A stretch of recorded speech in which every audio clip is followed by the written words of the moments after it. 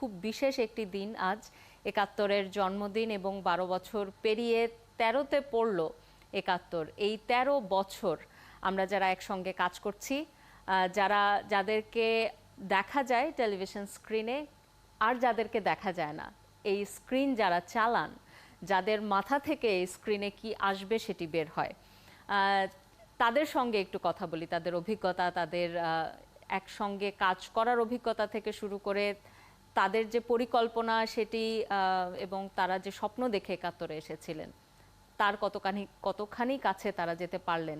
আমাদের সাথে যুক্ত হচ্ছেন ৭১-এর বিশেষ প্রতিনিধি এবং উপস্থাপক ফারহানা রহমান, যুক্ত হচ্ছেন প্রযোজক এবং উপস্থাপক রুবাইয়াত অদিতি এবং নির্বাহী প্রযোজক মাজহারুল ইসলাম মাসুম। আপনাদের তিনজনকেই স্বাগত জানাচ্ছি ৭১ সকালে এবং শুভ সকাল।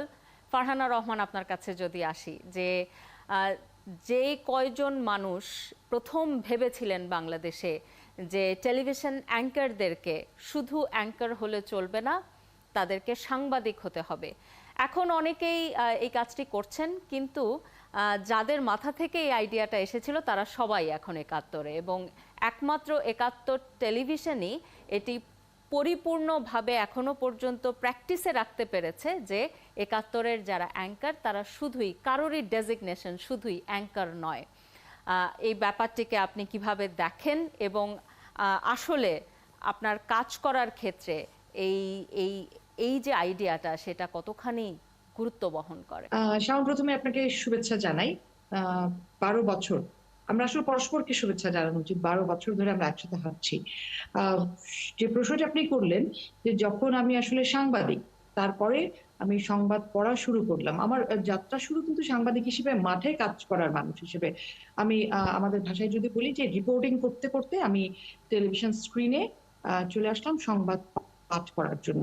অবশ্যই সেই জার্নি আমার জন্য সহজ ছিল না, কারণ সংবাদ যারা পাঠ করবেন তাদের জন্য যে প্রথম যে বিষয়গুলো থাকে সেটা হচ্ছে তাকে শুদ্ধ উচ্চারণে কথা বলতে পারতে হবে, অবশ্যই তাকে দেখতে সুন্দরী হতে হবে, এবং আরো অনেক অনুষঙ্গ।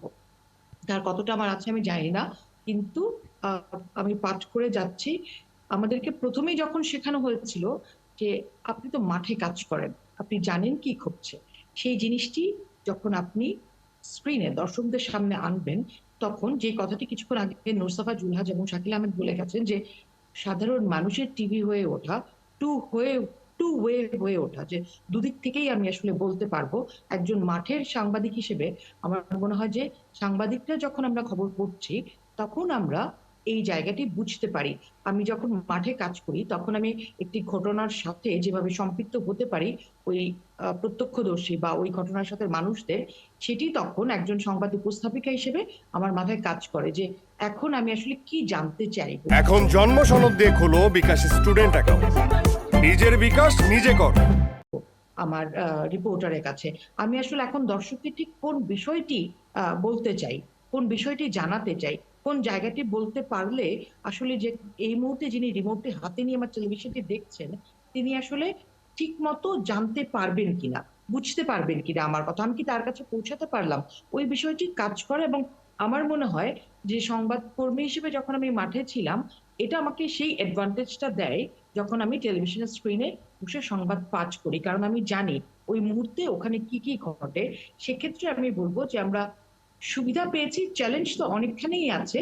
প্রথমেই যেটি বললাম যে একজন সংবাদ উপস্থাপিকা হওয়ার জন্য যে যে যোগ্যতা নিয়ে আসতে হয়, আমরা একেবারেই শুরুতে যেটা ধরে রাখি যে তাকে সুন্দরী হতে হবে, সুন্দর বাংলায় কথা বলতে পারতে হবে, কিছু এটিকেট, কিছু নর্মস তো থাকেই, সেগুলো থাকতে হবে।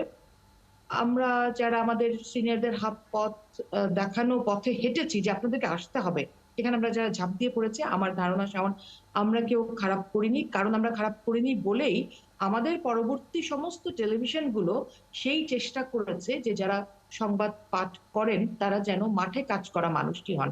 শুধু মাঠে কাজ করার ব্যাপারও বোধহয় না ফারহানা রহমান, আমি যদি আপনার সঙ্গে একটু যোগ করি, যে যে আইডিয়াটা ছিল, গতানুগতিক যে ধারণা ছিল সংবাদ উপস্থাপকদের সম্পর্কে, সেটিও কিন্তু ৭১ ভেঙেছে, এবং তারপর ৭১-এর দেখানো পথে এখন অনেক টিভি চ্যানেলকেই দেখা যায় কিন্তু যে যে গতানুগতিক ধারার যে সংবাদ উপস্থাপনা এবং উপস্থাপক নির্বাচন, সেই জায়গা থেকে তারা অনেকখানি সরে এসেছে। আপনি কি বলেন? অবশ্যই সেখান থেকে সরে এসছে। আমরা সব সময় দেখেছি যে সংবাদ উপস্থাপনার ক্ষেত্রে যে বিষয়টিকে প্রাধান্য দেওয়া হয়েছে সেটি হচ্ছে তিনি আসলে সাধারণ মানুষকে কতটা বুঝতে পারেন, আর আসলে নিউজ সেন্সটি কতখানি, তিনি খুব দ্রুতভাবে কিভাবে সংবাদটির সাথে সম্পৃক্ত, এখনই এইমাত্র আমি যে খবরটি পেলাম সেটির সাথে কত দ্রুত তিনি সম্পৃক্ত হতে পারছেন, তিনি কত দ্রুত বুঝতে পারছেন যে আমরা যেটা বলি যে নিউজের টেম্পারমেন্ট বুঝতে পারা, সেটা কত দ্রুত বুঝতে পারছেন। এটি কিন্তু একটা দীর্ঘ চর্চার ভেতর না থাকলে বা নিউজ রুমের সাথে না থাকলে, নিউজ রুমে কাজ করতে না পারলে এটি কোনোভাবেই কিন্তু, কারণ আপনি নিজেও কাজ করেন, আপনি জানেন এটি সেটি তৈরি হওয়া সম্ভব সম্ভব নয়। ফারহানা রহমান, আপনি আমাদের সঙ্গে থাকুন, ফিরবো আপনার কাছে, একটু অদিতির কাছে যাই।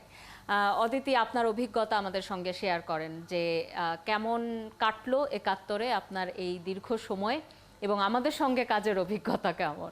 শাওন, আপনি সহ বাকি দুজন মাজহারুল ইসলাম মাসুম এবং ফারহানা রহমানকে শুভেচ্ছা জানাচ্ছি। ৭১-এর জন্মদিন মানে আমাদের সবার জন্য একটা উৎসবের দিন। আর আজকে সকালটা, যেহেতু আমিও আজকে সকালের উপস্থাপনায় রয়েছি, শাওনও রয়েছেন, তো এই আমাদের দুজনের তো দেখা হয়েছেই, সাথে আরও দুজনের সাথে যুক্ত হয়ে যাওয়া কিংবা আজকে ৭১-এর সবার সাথে কোনো না কোনোভাবে শুভেচ্ছা আদান প্রদানের একটা সুযোগ তৈরি হওয়া, এটা একটা আনন্দের বিষয় তো বটেই। আর হ্যাঁ, এই জার্নিটার ক্ষেত্রে যেটা আমি বলতে পারি যে এত লম্বা হবে এই জার্নিটা, এটা আসলে ভাবিনি।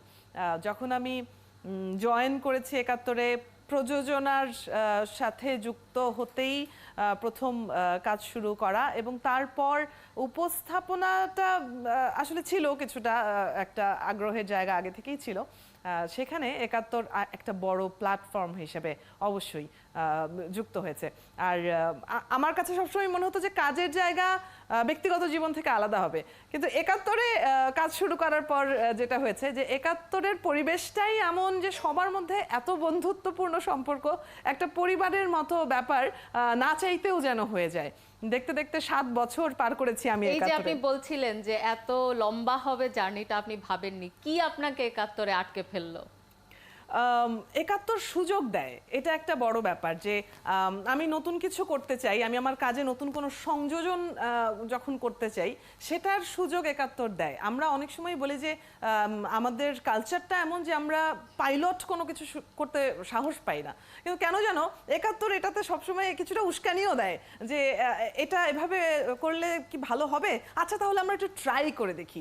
এই সুযোগটা বোধহয় সব জায়গায় পাওয়া যায় না। আর একই সাথে মানে পর্দায় থাকার পাশাপাশি একজন নিউজ পার্সন হয়ে ওঠা, আমরা যারা উপস্থাপনার সাথে জড়িত তারা সবাই কিন্তু নিজের কাজটাকে আগে গোছাই, আমরা সেই কাজটাকে দেখি, নিজেদের মধ্যে আলোচনা হয়, নিউজ রুমে সবাই একসাথে কাজ করা হয়, তারপর সেটি পর্দায় উপস্থাপিত হয়। তো একই সাথে মানে উপস্থাপনার পাশাপাশি সেখানে একটা নান্দনিকতার ব্যাপার তো আছেই, এর পাশাপাশি একজন নিউজ পার্সন হয়ে ওঠা, এটা একটা বড় প্রাপ্তি তো বটেই। অদিতি, আমাদের যারা চালান, আমাদের উপস্থাপকদের যারা চালান, বিশেষ করে এই যে ৭১ সকাল পরিচালনা যারা করেন, এবং বিশেষ করে ৭১ সকালের যিনি মাস্টার মাইন্ড মাসুম ভাই, মাজহারুল ইসলাম মাসুম, তিনি আমাদের সঙ্গে আছেন। মাজহারুল ইসলাম মাসুম, এই যে ১২ বছর আমরা সবাই একসঙ্গে কাজ করছি, এবং ৭১ সকাল শুরুও হয়েছে আপনার হাত ধরে, আপনি, এবং সাধারণত এই যে প্রতিষ্ঠা বার্ষিকী বা জন্মদিন ছাড়া আপনার চেহারা অন্তত স্ক্রিনে দেখা যায় না, আজকে আপনাকে দেখা যাচ্ছে, আপনি আপনার অভিজ্ঞতাটা আমাদের সঙ্গে শেয়ার করেন, এবং আর কি কি উন্নয়নের জায়গা আছে। নিশ্চয়ই আমরা আত্মসমালোচনা করতে পারলেই আরও বেশি উন্নয়ন ঘটবে, সেই জায়গা থেকে জানতে চাইছি যে আর কোথায় উন্নয়নের জায়গা আছে আমাদের। আচ্ছা, সবাইকে জন্মদিনের শুভেচ্ছা।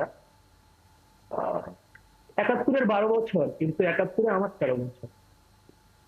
দীর্ঘ জার্নি বলা যায়। এত বড় জার্নি আসলে যখন আমরা টেলিভিশন ইন্ডাস্ট্রিতে আসি, আমি ২০০৫-এ আসি, কিন্তু কখনই চিন্তা করি যে ৭১-এ এতদিন থাকা যাবে বা এতদিন থাকবো। বাট ৭১-এর যে ভালোবাসা, যে কাজের পরিধি, যে কাজের ওয়াইডনেস বা আমার সিনিয়রদের যে ভালোবাসা, আমার সহকর্মীদের ভালোবাসা, এক কথা ৭১ আটকে দিয়েছে আমার। আমি এখন ৭১কে কখনোই ভাবি না আমার পরিবারের বাইরে, বরঞ্চ এটা ভাবি যে ৭১ ফার্স্ট পরিবার, সেকেন্ড পরিবার হচ্ছে আমার হোম। তারপরও ৭১-এর সেই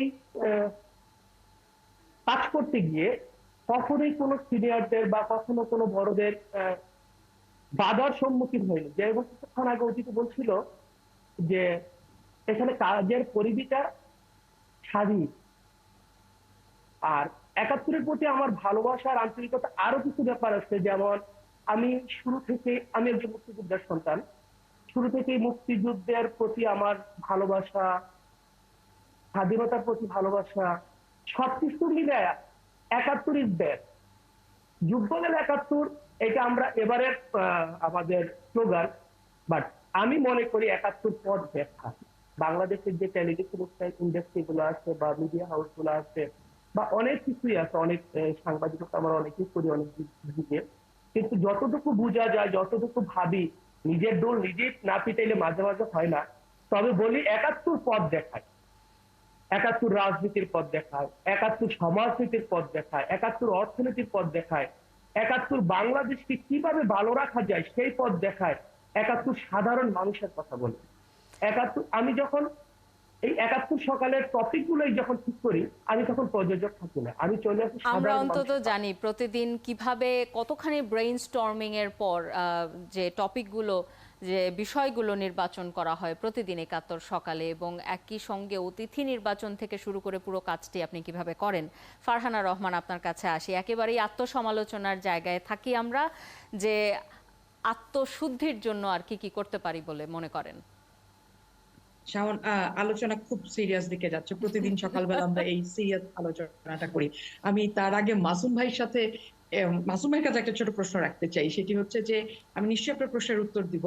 মাসুম ভাইকে আমি একটু জানতে চাই এই সুযোগে, মাসুম ভাই আপনার ফেভারিট প্রেজেন্টার কে ৭১ সকালে? এটি মাসুম ভাইয়ের জন্য বলা খুব কঠিন, এবং এটি আমি নিশ্চিত মাসুম ভাই এটার উত্তর দিবেন না। এটা অনেক প্রশ্ন, অনেক বড় প্রশ্ন, সবাই আমার জানে। এটাই আশা করছিলাম, কারণ মাসুম ভাই একদমই সকালবেলা করি যে মাসুম ভাই চা নাই, মাসুম ভাই পত্রিকা নাই, না মাসুম ভাই এটা ঠিক হয় নাই, আমি এই সাবজেক্টে কথা বলবো না, কেন এরকম করলা। এই যন্ত্রণা যিনি প্রতি সকালবেলা শুরু করেন, মানে আগের দিন সহ্য রাত করেন, থেকে শুরু হয় কিন্তু।